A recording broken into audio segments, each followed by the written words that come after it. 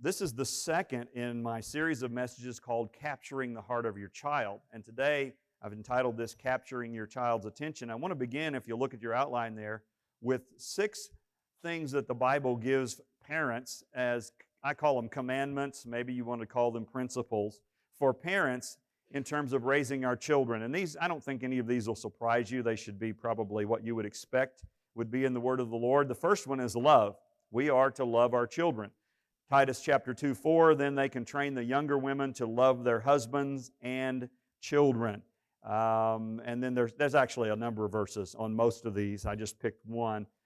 Second thing, the Bible tells us that we are to teach our children, and I talked quite a bit about that last week, that we as parents are the primary responsibility. We have the responsibility to teach our children, and we're not to outsource that responsibility to someone who says they're a professional.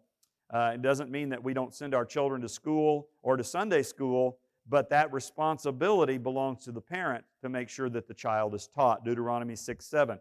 Impress them, talking about the words of the Lord, upon your children. Talk to them about them when you sit at home and when you walk along the road and when you lie down and when you get up. Thirdly, the Bible tells us we are to train our children. Proverbs 22:6. Train a child in the way he should go, and when he is old, he will not turn from it. And anybody that's hired young people in a business, you know that children don't get trained today. We don't train our children how to balance a checkbook. We don't train our children how to clean there's just a lot of things that our children don't know how to do because no one has trained them and shown them how to do those things. Provide for, 2 Corinthians 12:14. After all, children should not have to save up for their parents, but parents for their children. So we as parents are to provide for our children. Incidentally, I did a few years ago a series on family affairs, and I did a teaching called Grandparenting Affairs, which was just specifically on the topic of our responsibility to our aging parents. And so if that's something that you're dealing with, and a lot of people are these days, you might want to request that CD, and it's probably on our website too. You could probably just listen to it on the website. But if not, you can request that CD about grandparents. Number 5, I believe, is nurture, which is Ephesians 6:4. Fathers, do not provoke your children to wrath, but bring them up in the nurture and admonition of the Lord. And nurture has to do with the environment. You know, you think about an incubator, and I talked quite a bit about that last week too, that we are to nurture our children, and I'm really going to talk a lot this morning about the environment, about controlling the environment in which our children and grandchildren grow up in. And the final one, number 6 here, is that we are to control our children. 1 Timothy 3:4, he must manage his own family well and see that his children obey him with proper respect. We have a serious problem in America with undisciplined children, and so I'm going to do a whole message on that one next Sunday. My whole message will be on the topic of disciplining children, how to do it properly, biblically, and so forth. Last week, I put up this picture of a farm family, and that may not be a farm family, I don't know, but it's an old picture, of a family that's over 100 years old, and talk to you about what it was like a little bit raising children 100 years ago and how much things have changed, how quickly the environment has changed. And I thought of another example. When Cindy and I lived in Virginia, we had about a third of our church were Filipinos, Asians. And I loved the Asian people, and I loved the Asian culture, which was really it's a different kind of culture if you've ever been around any Asian people. Their culture they put a lot of emphasis on social pressure, and the way they raise their children is with social pressure, and the worst thing that can happen to you in an Asian culture is to bring shame upon your family, which is pretty different. And we have a little bit of that in America, at least we used to, but we don't have hardly any of that anymore. And so what we noticed with these Asian Filipino families is they'd come to America thinking, wow, I've come to heaven on earth, and America's the land of opportunity, and they'd start making a good living, and boy, this is wonderful, and they lived in nice homes, and their children turned into total reprobates. Almost always, those Filipino children, that second generation, were just horrible. And it wasn't that these parents didn't love their kids, but what had happened was they had switched cultures, and they didn't know how to raise their children in the American culture. They were still using Asian Filipino child-rearing techniques, and they were just totally inadequate. And these children were out of control, and a lot of them became drug addicts and prostitutes. It was bad because they weren't able to make the shift to the culture in which they lived. And I give you those two illustrations I keep pounding this point home, parents and grandparents. The culture has changed dramatically, and we cannot stay with 1905 parenting techniques and think that they will be adequate in 2009, because they aren't. Now, the principles in the Bible are the same, but the culture around us has changed so dramatically, and even in the last 10 years has dramatically changed, and we've got to keep up. And we've watched this, and it's probably happened to a lot of you, good Christian parents who love their kids, do their best to raise them, and then the kids just don't turn out well, and they say, what happened? Well, primarily what happened was the parent was using the same parenting techniques that he or she was raised with 30 years before, and the culture changed so dramatically that they got caught off guard. And there's so much more evil coming at children today compared to what there used to be. When Pastor Herb's mother was raising kids in the 1920s, there wasn't a lot of evil that was coming at those children. They lived in the country. They went to a little country school. They went to church every Sunday. There was no radio. There was no TV. There was no internet. There were no cell phones. There were no Blackberries. There was no pornography. It wasn't there. And so they didn't have to keep a watch on those kids like we have to today. There's just so much more evil that's around. People are still people. God's still God. Evil's still evil. But it's just that we have to understand this world in which we live.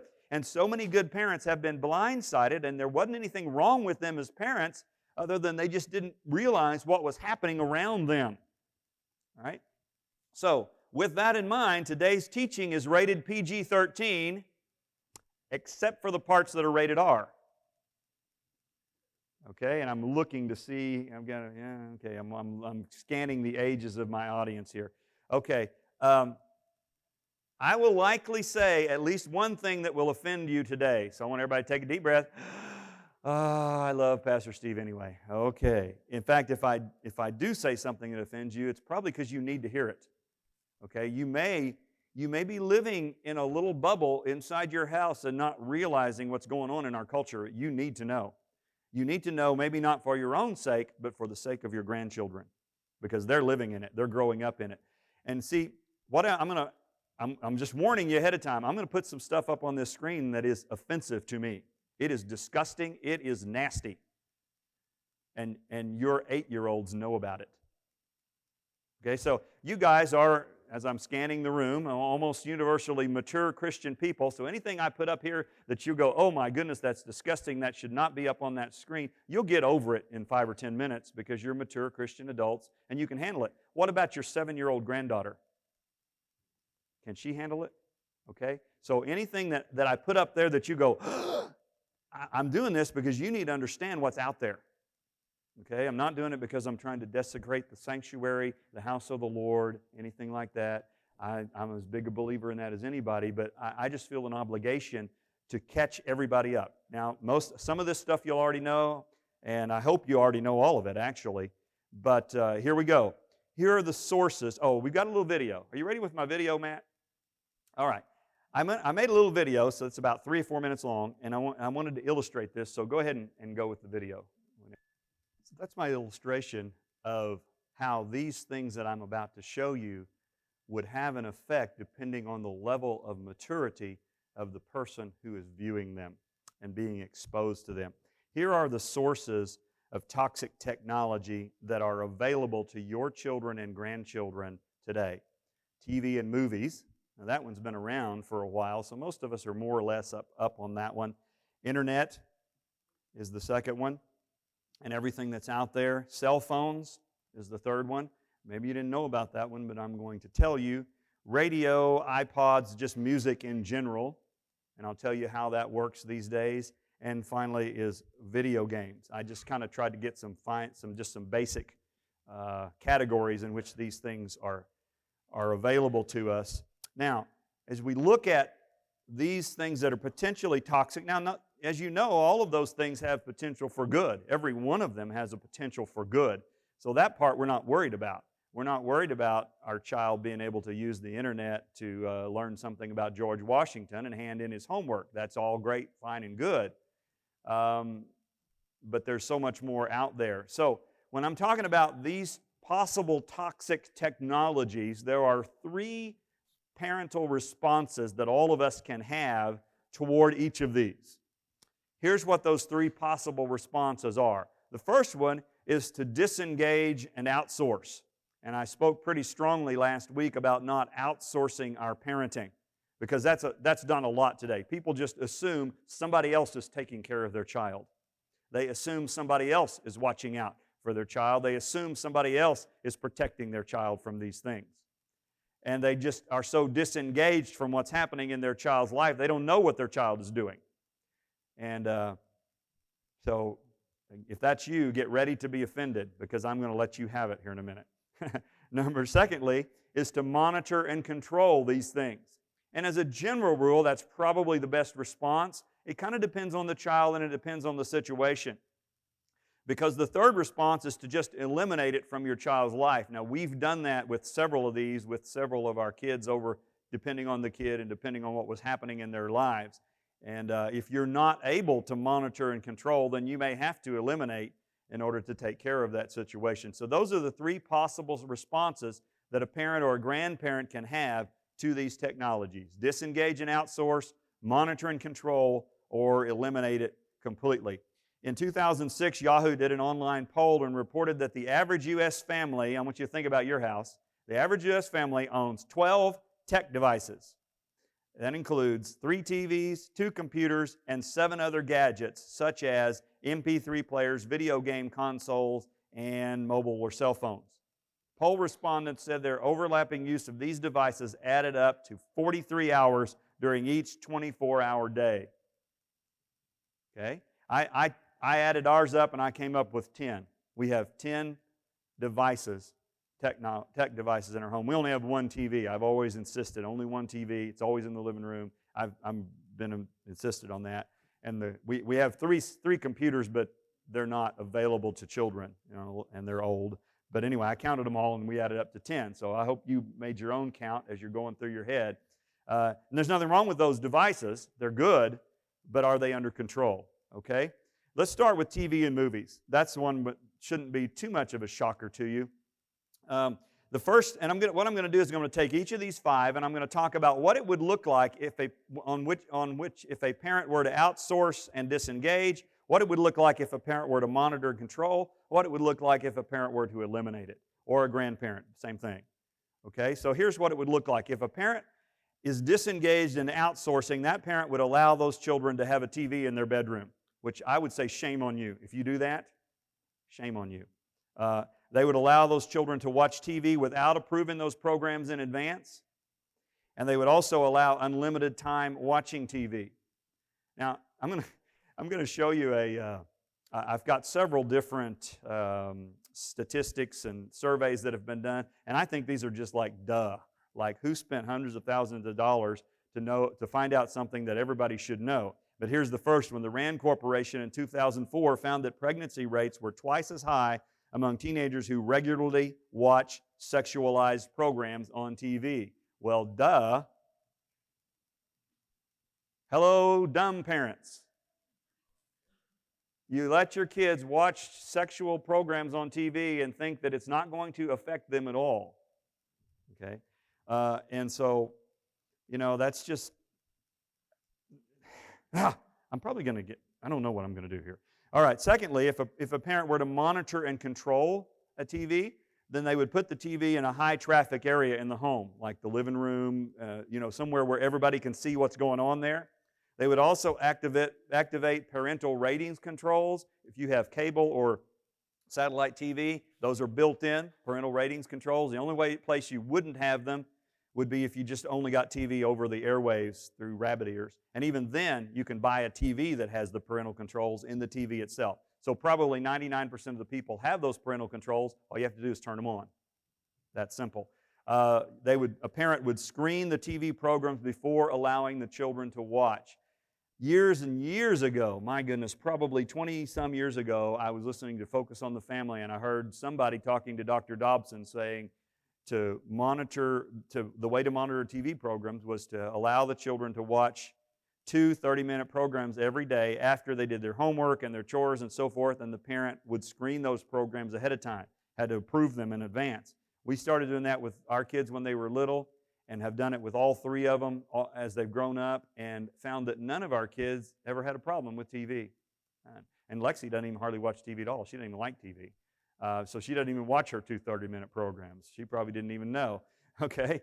And so just by limiting that viewing and approving it ahead of time, now that eased up as they got to be mid-teens, 14, 15. Obviously, you kind of ease up on that a little bit.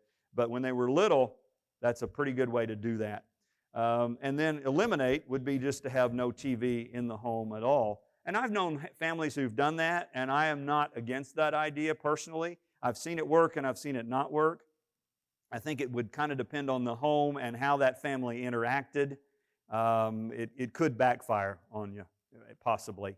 But I certainly wouldn't be against anybody that felt like that was the right way to do that. Okay, the next one is the internet. Oh boy, now we're getting into it. I had a babysitter, a young lady who's a babysitter, tell me this about a month ago. She's a babysitter for a Christian family that has 2 daughters. And this Christian family is fairly wealthy, and none of you knows them, so not talking about anybody you know. Fairly wealthy, and so they both work quite a bit. And this babysitter walked in on the 7-year-old daughter in her bedroom with her laptop, viewing pornography in her bedroom on her laptop, 7-year-old Christian daughter. Okay? And other than dumb, I was trying to think of a better word to describe those parents, but that's available. If you don't, that's available, okay? I hope everybody here, I assume everybody here is extremely careful about pornography on the internet. I know I am. I am so careful about it that, and one of the things, Matt, by the way, you are free anytime you want to go into my office, get on my laptop, and check my history and see if I've been anywhere I shouldn't have been. And that's one reason I leave my door open to my office. I never lock my door, okay? And I never go to those places because it's so addictive. You just go there once and you can get sucked into it. But what I did do, and Sally was with me, I brought her in here Thursday. I said, Sally, I want to check something. I typed in on my search engine the word sex, and I was surprised. I was surprised how many websites there are. 1,870,000,000 websites from the word sex. Think about that. 1,870,000,000 websites. I typed in the word pornography and got another 68 million websites, which some of those are probably overlapping. But, and grandparents, you need to know this. All your 8-year-old granddaughter has to do is type in sex and click the mouse, and she's there. That's all it takes. It can happen in 2 or 3 seconds. That's how easy it is. Okay? Here, the Attorney General's Commission on Pornography said this. Catch this. By the way, this is a 10-year-old statistic. The largest group of viewers of internet pornography is children ages 12 to 17. That was 10 years ago. That's the largest group of people who view those 1.8 billion websites. So where are their parents? They are disengaged. They either don't know or they don't care. One or the other. In 2005, research showed that 1 in 3 10 to 17-year-olds has been exposed to unwanted pornography. Notice the word unwanted. That means they didn't go looking for it. It came to them. That can come in a variety of ways. Your granddaughter or grandson doesn't even have to go looking for it. It can come through an email that they open. It can come through a pop-up, being on one website and a pop-up will come. You can even do it because people that run these porn websites are evil people. Is that a surprise to anybody? These are evil people. I read about one kid who typed in on the search engine, typed in the words, born again Christian, and up popped a porn site. See, somebody had done that on that site just for that evil purpose, to catch people who were doing that. I heard of another situation where a young lady typed in, "I love horses," and she got a bestiality website with pictures. And I know where your brain is going, and stop, okay, because you don't even want to go there. Also, 1 in 5 children ages 10 to 17 has been solicited for sex online. Think about that, 1 out of every 5. And I guarantee you, if you take all of our children and grandchildren in here, and there's probably, these folks have 23 grandkids, God bless you. Okay, but if you added up all our children and grandchildren, it's probably 300. Let's say it's 300. If we added them all up, what's 1/5 of that? Is that about 50, 60? That means that 60 of your grandchildren have been solicited. That means a predator has tried to get them to meet him for sex. You ask them. If you haven't asked them, you need to be asking them what's going on. And according to law enforcement, they estimate that there are 50,000 sexual predators online at any given moment. Okay, now, Oklahoma's not the big, so let's say we only have 5% of those. Let's say we only have 10%, of those here in Oklahoma. So let's say we only have 2,500. There are only 2,500 sexual predators in Oklahoma trolling for your granddaughter online, trying to get her to meet him. Okay? Oh, let's just give her a little laptop and let her go in her bedroom, and she won't bother me for the next 3 hours. I'm sure she's okay. Wake up! It's bad. Okay? So, if a parent was disengaged and was outsourcing parenthood, that parent would allow that child to have internet access in his or her bedroom. That is dumb. There's a better word for it, but I'm going to stop with there. That's just dumb. They would rarely or never monitor what that child is doing on the internet and would allow unlimited time on the internet. I wouldn't even do that with a high schooler. I wouldn't do this, not even a high schooler would I allow this. Okay? So if a parent is going to monitor and control, then they would do it this way. They would place that computer in a high traffic area of the home where everybody can see it. By the way, if y'all don't know this, if you're looking at something evil on the computer and somebody's walking up and you hear them coming, it takes about a half a second to minimize it to the bottom of the page and, oh, there's my homework. That's what I was really working on. It takes that fast when they hear you coming to minimize it to the bottom of the page or close it out. It doesn't take long at all. So you've got to keep a watch on this thing. If a parent is going to allow a young person internet access, at the very least, that parent must purchase an internet filter. All that information is in that handout I gave you. They don't cost very much, and they're worth every penny. They're like $50 or something like that. That would be a minimum. That would be a minimum that would need to be done to purchase an internet filter. There are all kinds of filters, by the way. There are also programs you can buy that will send from your child's computer, it will send an email to you where you can see every place that child has been and every person that child has interacted with. It'll send you that information. And so there's an old saying, everybody does better when somebody's watching. That's especially true for kids. It's true for adults too. And a parent who's monitoring and controlling would frequently check the sites that have been visited and the chatter that's been going on. You can check those chat rooms. I would not let a child do that. Maybe a teenager, maybe, if that teenager knew I was monitoring who he or she was chatting with and was monitoring that activity, maybe, but certainly not a child. And also would limit online time and limit what that child can do and the places that child can go on the internet, because it's just too dangerous, folks. It really is too dangerous, and we're wondering why we have 60 pregnant girls here in Delaware County right now in high school. We're wondering why. Because they have so much of this that they are inundated with this. And you and I didn't grow up, if you're my age or older, you didn't grow up in a life like that.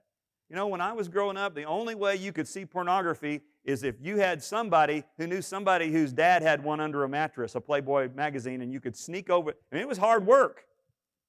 And 1.8 billion websites at the click of a mouse. Think of that's how much things have changed in just 30 years. That's how dramatically things have changed. And again, like I say, the parenting styles of the 1920s are completely inadequate for the 21st century. Completely.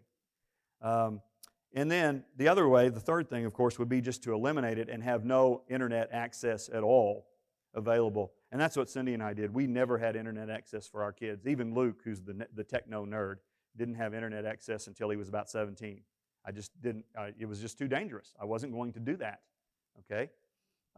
Now, you may be thinking, yeah, but they can sneak over to their friend's house. Yes, they can, assuming you just let them indiscriminately go to anybody's house who doesn't monitor their children.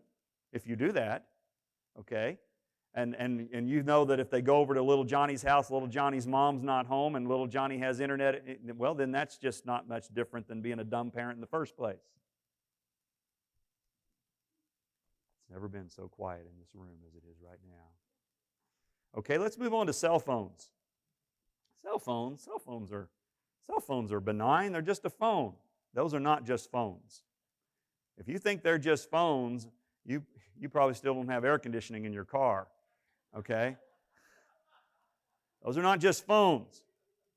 A parent who is disengaged and outsourcing, here's what that parent would do. That parent would buy the child a phone with unlimited texting, unlimited picture and video sharing, and unlimited internet access. Well, just buy the whole package and let everybody, then we won't have to pay extra. We'll just get the whole package.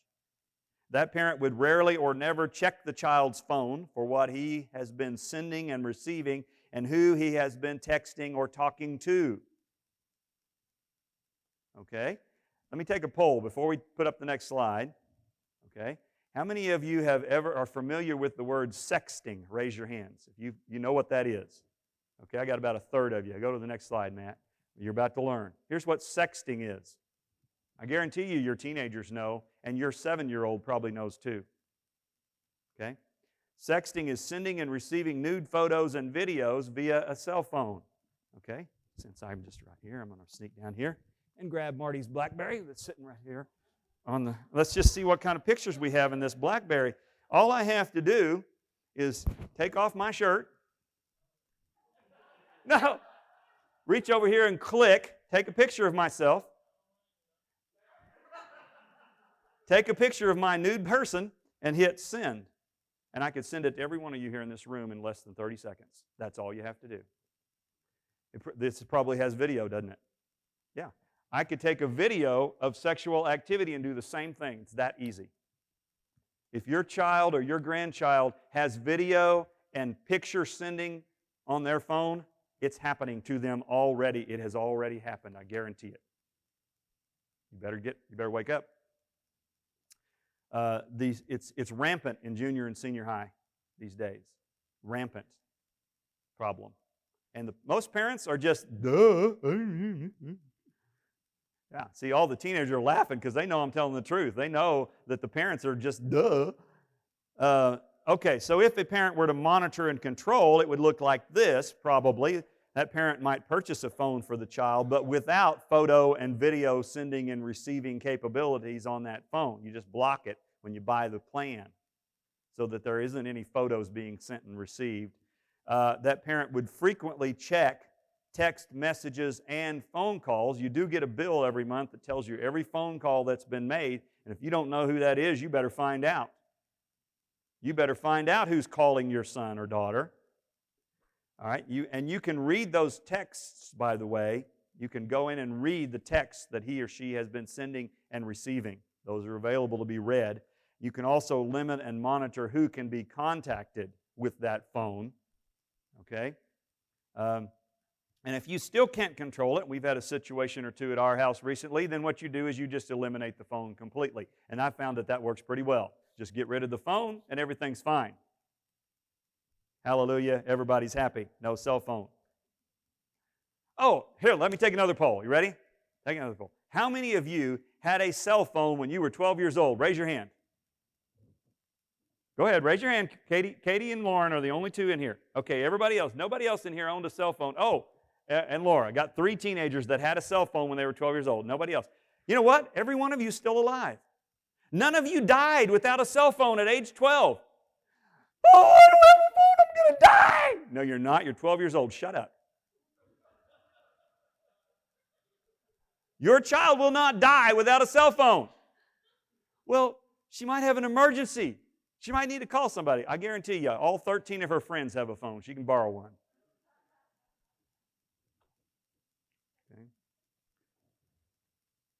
All right, now this is about to get tough, okay? Take a deep breath.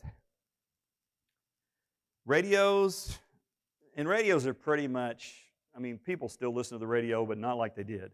It's iPods, mostly. I'm just going to group that under music. And I had this flashback, okay? Because this illustrates this. I had this flashback to the 1980s. About the mid-1980s, I remember it was when Ozzy Osbourne was very popular. A few of you are old enough to remember Ozzy Osbourne biting the heads off of bats. Anybody remember that? Okay. Jeff, you weren't even, you were a kid then. Okay.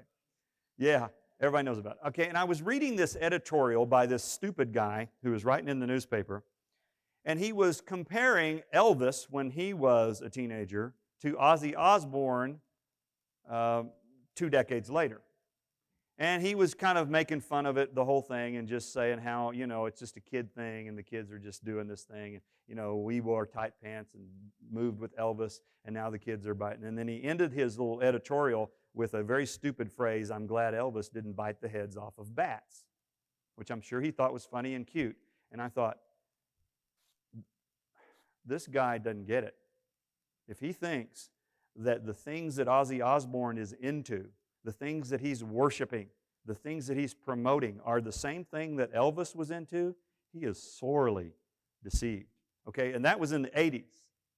Okay, now here we are 2 decades later, 2.5 decades later. And if you think, even if we can even compare Snoop Dogg to Ozzy Osbourne, there's no comparison. Okay, some of y'all may not even know who Snoop Dogg is. Okay? All right, hold on, take that off. I'm not ready for that yet. Okay, you guys are already reading that. I needed to prepare everybody before we read that. I need to get everybody psyched up for this. Okay? My point here is you need to realize how quickly our culture is disintegrating. Because if you're not immersed in it, as most of us are good Christian folks, and we listen to the Blackwood Brothers on the radio. We drive down the road bebopping to the Imperials. That's where we live. All the young people are shaking their head. Okay? But and so you may not realize, you need to know what's happening. Our culture is deteriorating so quickly, and the standards are almost gone. So if you're going to raise a child and capture that child's heart, to raise that child to be a man and woman of God, you've got to protect that child's heart from everything that's evil that's trying to pull that child's heart away from you. Okay? All right. Now, here's another cute thing. We're just going down memory lane. How many of you remember the 70s and 80s and you remember the backmasking seminars? Anybody remember backmasking seminars? I got 1, I got 2, I got 3, I got 4. 4 of you. Okay, the rest of you, God bless you. You didn't need to know about it. Okay. Then I won't talk about it since y'all don't even remember what it was. But it was, all right. It was the belief that that the devil had inspired this music, and that if you listen to it backwards, it had satanic messages in the music if you listen to it backwards. And they were called backmasking. And so they'd have these seminars, and they'd play these records backwards, and the guy'd get up there, and he'd spin the record backwards, and he'd go, "Do you hear it? Do you hear it?" And you go, "No." He'd do it again. "Do you hear it? Do you hear it?" "No, don't quite, And I never quite I must confess. I guess I don't have to, but I'm going to. I did host one backmasking seminar when I was a youth pastor. I did. And for 1 hour, the guy just mesmerized us, spinning records backwards. But I will have to say in my defense, most of it I thought, this is ridiculous. I just didn't buy it, But here's the thing. Supposedly, he was spinning this record backwards, and it was saying backwards, "Smoke marijuana, smoke marijuana, smoke marijuana." Well, that is so lame compared to what's played frontwards now. It's just lame. They don't. There's no hiding secret messages. They just say it. Okay. Now here's what I did. And again, Matt, you may need to check the history on my computer just to make sure that I'm okay here.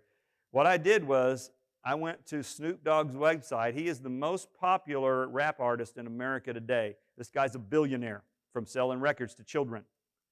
And I just randomly picked one of his songs, copied the words, and then edited them down, edited out the most offensive parts, and it's still going to blow you away.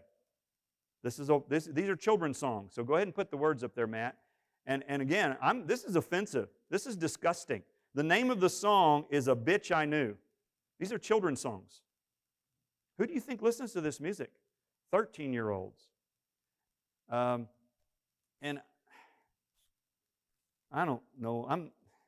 I'm thinking about people that are listening to this on the CD after I'm dead and gone. But and he's talking about having multiple sexual partners with these girls, all of whom he calls bitches, and how he couldn't have sex with one because they were watching him have sex with an, and just it's disgusting. The stuff that's in here is unbelievable, pornographic in every essence of the word. This is on the internet. Your kids know about it. In fact, test this. Grandparents, the next time your 12-year-old's over at your house, ask them who Snoop Dogg is. Or ask them about rap music and ask them about the words. And they won't tell you. They know you well enough, they'll go, gee, I don't know. They do. They do. Okay? All right, get off of that. Go to the next slide. University of Pittsburgh said 44% of teens who listened to this type of music had engaged in sexual activity compared to 20% who did not listen. Well, there's another duh. So is it more than double? The teenagers who listen to that kind of music are going to do what's in the music. Okay? And that's just sexual. There's songs about, lots of songs about drug use. There are lots of songs about killing cops and murder and violence. And it's not just in rap music. That just happens to be the worst, but it's in all kinds of music in various forms and various levels. So if a parent is disengaged and is outsourcing the parenthood, they'll just allow unlimited and unmonitored radio listening. They won't even pay attention to what that child's listening to on the radio. They will allow and pay for music downloads from the internet without monitoring or approving those songs. Okay? Most kids today have iPods. That's the little things with the little wires going up into their ears, in case you didn't know. When they have little wires running in their ears, that's music. What are they listening to? Do you know what the words of those songs are? Because you better know. Well, I just know that I can trust little Susie. Little Susie is like that little tree that I poured gasoline on. She's young and immature, and she's not able to handle this stuff. She doesn't know how to cope with it. Okay? So, if a parent is going to monitor and control the music, then it would look like this. They would only allow approved radio stations. And that parent would screen all CDs that are purchased and all music downloads in advance. And that would be pretty simple to do because there has to be some kind of credit card or debit card to download those. So that would be pretty easy to screen those. The parent would then check that iPod regularly because those files can be shared from kid to kid. They can get it other places than from the internet. So that parent would regularly check that iPod and know what music is on there and what the messages are that are in that music. And they would also limit the time that child is allowed to listen to that music. And if you can't do that, then that could be eliminated. Just no iPod, no MP3 player, no radio. Just eliminate it. I've done that from time to time. It works, promise you. If you need help, I can come show you how to do it. You just get a trash bag and you just start throwing stuff into it, and then you walk out, leaving the screaming behind you. It works really well. I can do it. I'll come help you if you need help. Just call me. Yeah, $20 an hour, Matt says. Make a little extra cash on the side. Okay. And finally, video games. I know this is hard, folks. I know it is, but I hope you understand that I need to do this because everybody needs to know this. If we're going to turn this thing around, and this is the thing, we have been losing the culture war so badly, it's like we didn't even show up to play. It's like our team didn't even make it to the ball field. That's how badly we have been losing this war. When we've gone from 60, 70% of children with a biblical worldview down to 4%, we didn't even show up. And if we're going to turn this thing around, we are going to have to start doing some things differently. And getting our head out of the sand is number one. Wake up would be right there at the top of the list of what we need to do. Now, as a church, I think there's some things we're going to need to do, and I'm not even sure what those are, but we've got people working on it. Our people are working on it. And God's going to show us, because, and that's part of what my book is about. I really believe that God is going to birth, I think maybe He's already begun, is going to birth a new understanding of what we have to do to capture the hearts of the children of America. Because right now, we're not doing it. Flannel graph is not getting the job done. Okay? It was great technology 60 years ago. It's just not working today. Okay? And it's not technology, it's an understanding of revelation and how we capture a child's heart. Okay? We're not going to out-technology the world. We're not going to turn this around by getting a Christian version of Guitar Hero. Okay? That's just those things are kind of lame imitations. But I really believe that God is going to begin to raise up something that will allow us to capture the hearts of children for the Lord in a way that we've not done in the last few decades. And I pray that way almost every day. I've just found myself praying, God, would you do this for us? Would you raise this up spontaneously throughout this nation? Men and women who have a vision for how to reach the children and will give themselves to it, give their lives, give their hearts to it. Okay? Sorry, I got a little off track there, but back to you and your kids and your grandkids. Last but certainly not least is video games. And this is the one I know the least about. So I had to research it because we just never, I don't like video games. When my kids were growing up, we never had one. I think we finally got an old system when my son was about 16 and it was about half broke, and so we just never had a deal with that. But it has become a big deal. Look at this. 4 out of 5 children over 8 years old own a video game system. So that means out of our 300 grandchildren that are represented here, about 275 of them own a video game system. Most of them probably own 2 or 3 video game systems. Now, here's what's really interesting about video games is that, according to the American Medical Association, 20% of the kids in the United States are addicted to them. That is, according to the medical community, that's addicted, as in addicted to drugs, alcohol. They are addicted to video games. Well, why would you get addicted to video games? Why would they describe that in medical terms as being an addiction? Here's why. Because playing video games triggers a release of dopamine in the brain. Dopamine is a chemical in your brain that gives you a high. And it is similar, according to this hospital that did this survey, it's similar to what happens when somebody injects themselves with methamphetamine. They get a dopamine burst in their brain. I'm sure it's not as strong, but it's the same kind of thing that happens to kids or adults when they play video games. That's why they get addicted to it, because once they start playing, they start feeling good. It makes them feel good to play those games.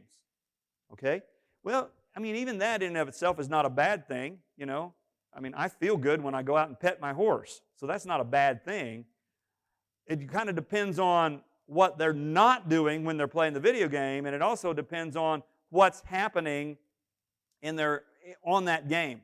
Because a lot of these games, folks, are just downright evil. Not all of them. Some of them are harmless.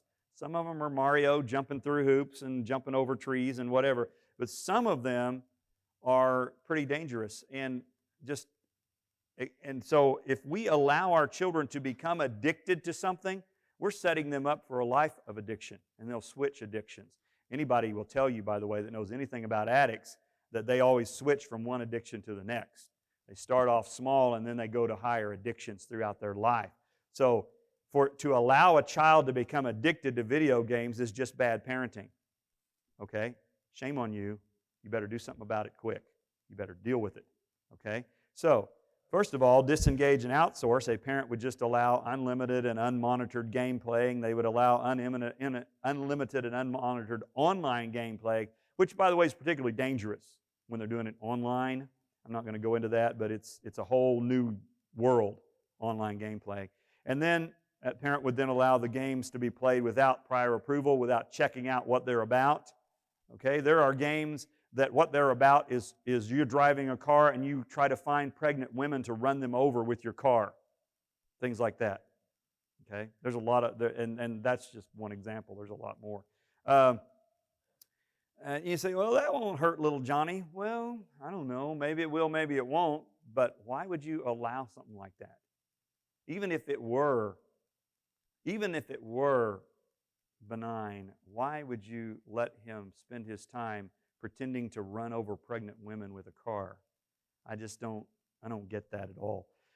If a parent were going to monitor and control video games, then they would allow only the games that are approved in advance. There is a rating system, by the way, just like with movies. They're rated on age levels and violence levels and all that. That parent would limit game playing time, and that parent would also insist on balancing the game playing with other more wholesome activities, such as outside sports and reading. Come on up here, Rhonda Bettis. This just happened.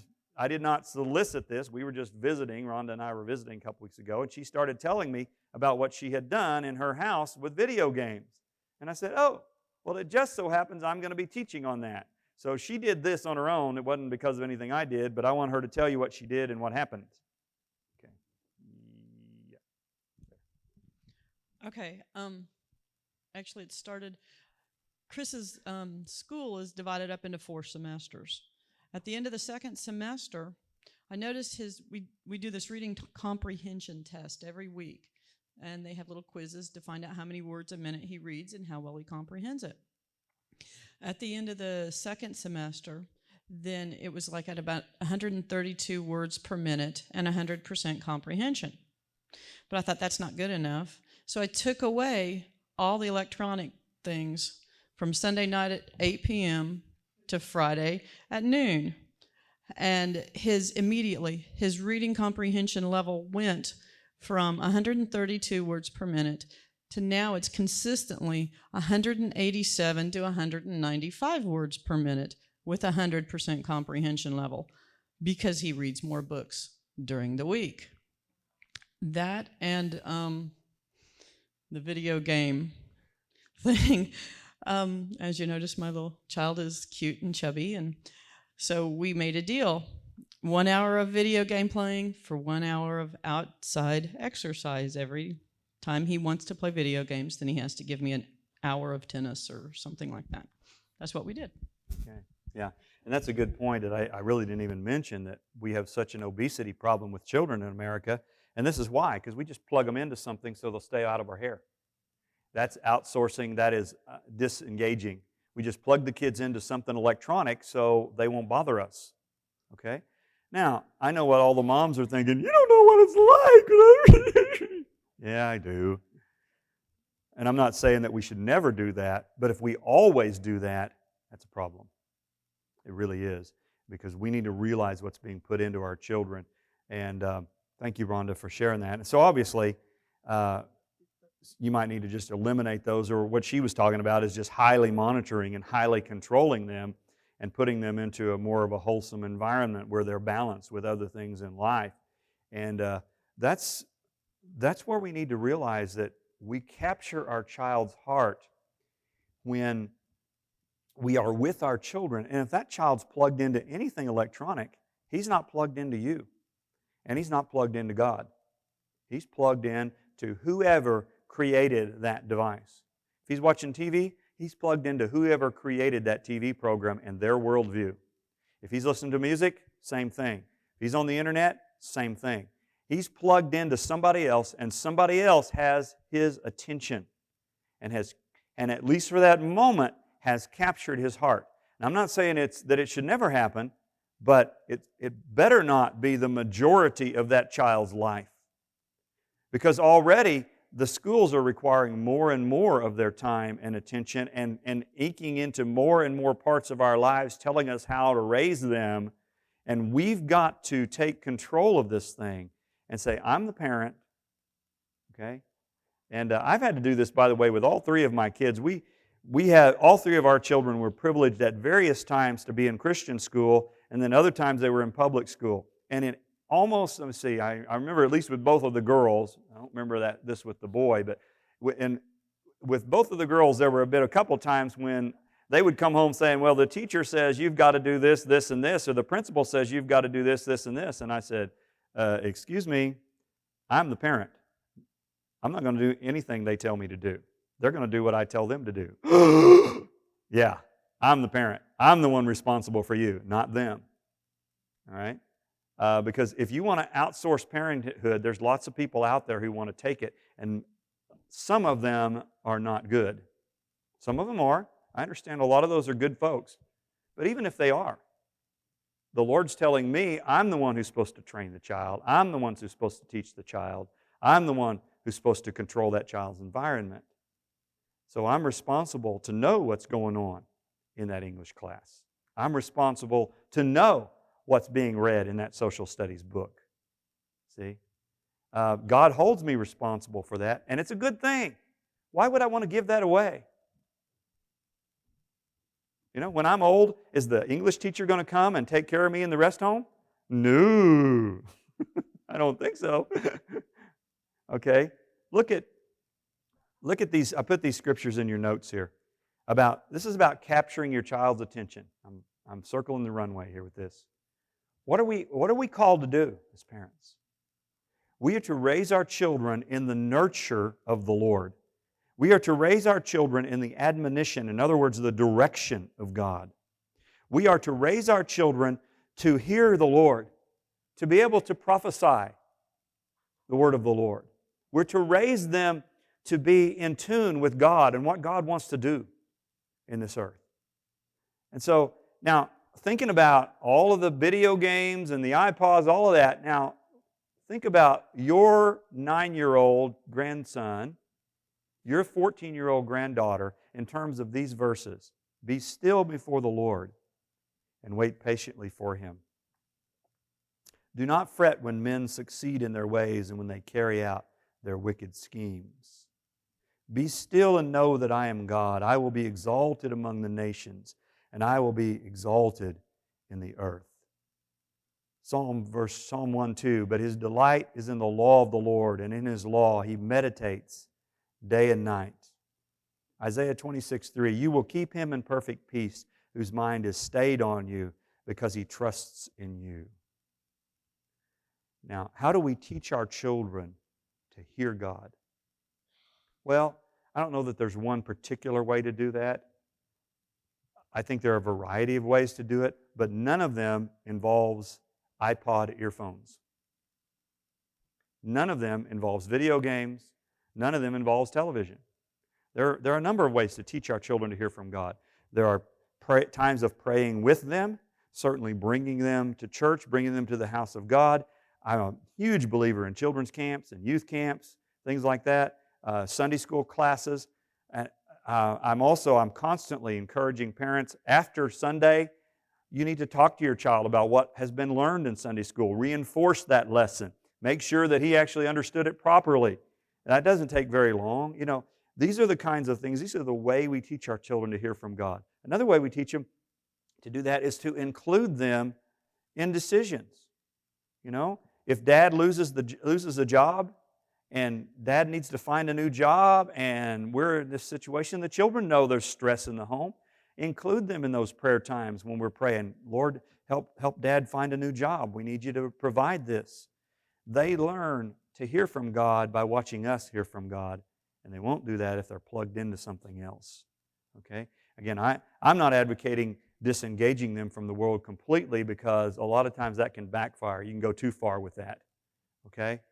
But we certainly can monitor these things. By the way, you are not, as a parent, called to be your child's friend. Your calling in life is not to get your 15-year-old to think that you are cool. If your 15-year-old thinks you're cool, there's a problem. And if your children have never, and I quoted myself here because I didn't know if anybody else had ever said this, so I quoted myself. If your child has never accused you of being too strict, you probably are not a very good parent. Because you start taking control of some of this stuff and they'll say, oh, you're too strict, you're too strict. Thank you. If you say, by the way, if you respond that way and you say, thank you, I appreciate the compliment, they'll quit saying it. Okay? Try that. Okay?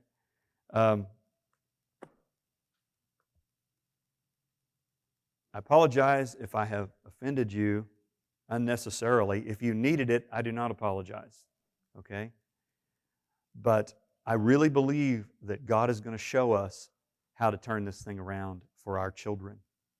And so I want to pray for you this morning. I want to pray for you as grandparents because, let me reiterate what I said last week, grandparents have a huge opportunity to be a godly influence on grandchildren. And I would encourage you to go out of your way to do that. Try to spend as much time with your grandchildren as you can so that you can do that very thing. And parents as well, we look for those opportunities. And I'm going to talk to you in a couple of weeks about teachable moments, about how to find and take advantage of teachable moments and to use that to direct the child's future and things of that nature. Okay? The hard part of this is over. Well, maybe the next week on discipline might be a little tough too. But the last installment will be fun. We're talking about destiny and putting destiny into kids and all that. So, Father, I just pray this morning for every grandparent here this morning and every parent to be, which should pretty much cover everybody in this room. Because, Lord, it's an awesome opportunity to guide a child in the ways of the Lord. It is one of the most wonderful opportunities to be able to train a child and teach him Jesus loves you. Jesus has a plan for your life. And I just pray that you will give that wisdom, give that opportunity to every parent, grandparent, aunt and uncle, brother and sister here today, that you would give them that opportunity to put into those children an understanding of the love of God, of the destiny of God in their life. And I just thank you for that, Father. I thank you for the great things that are going to be accomplished in the kingdom of God by our children and our grandchildren. We are going to continue for the rest of our lives, we are going to continue to hear the stories of what they are doing in the kingdom of God, the great things they are accomplishing for the Lord's work. And for that, Father, we are so thankful. We're so thankful. We honor you. We give you praise. In Jesus' name. And I just say, Happy Mother's Day. Okay? Hope you have an awesome Mother's Day. Rhonda's waving her hands. Okay.